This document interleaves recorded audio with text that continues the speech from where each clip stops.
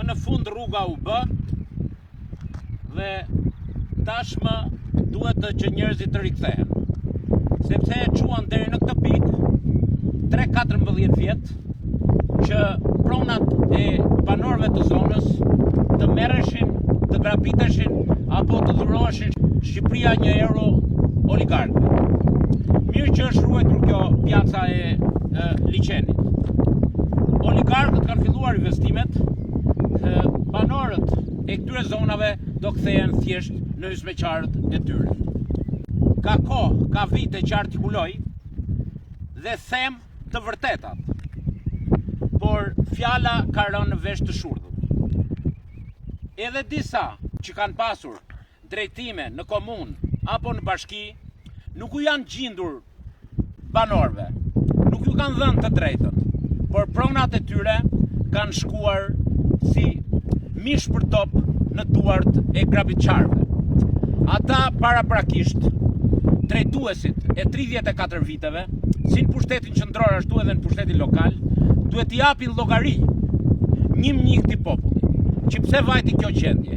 Pse është kjo situatë? Pse kanë ikur të rinjtë të rejat? Pse nuk investojnë ata këtu në pronat e tyre, por vinë oligarkët dhe investojnë? Çfarë do të thotë kjo? Kjo do të thotë që në bashkëpunim dhe harmoni të plot, ofiçarët, pushtetarët kanë grabitur pronat e popullit.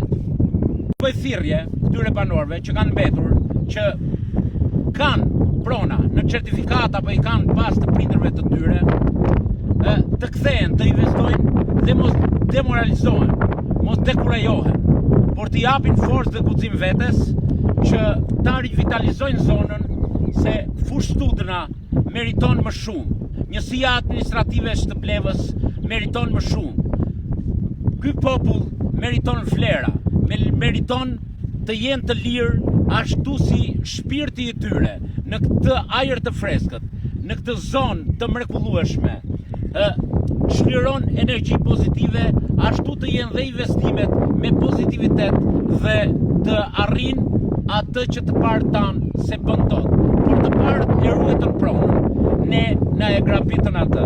Unë jam i bindur se po bën të gjithë bashkë, ata do të shlirojnë vendin edhe nga oligarkët që kanë zaptuar të pjesë toke këtu, në këtë trevë të mrekullueshme.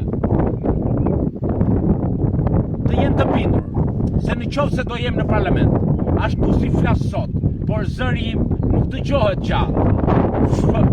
Foltorja e parlamentit do kthehet në shpatën e zvërtetës dhe fjala do jetë në çdo derë drejtorie, në çdo derë ministrie, deri te kryeministri, që këta banorë të marrin vlerat e merituara, të cilat ju janë në përkambur dhe janë uzurpuar nga oligarkia qeveritare. Zoti ju bekov banor të fushtutën dhe gjithë Shtë-Plevës.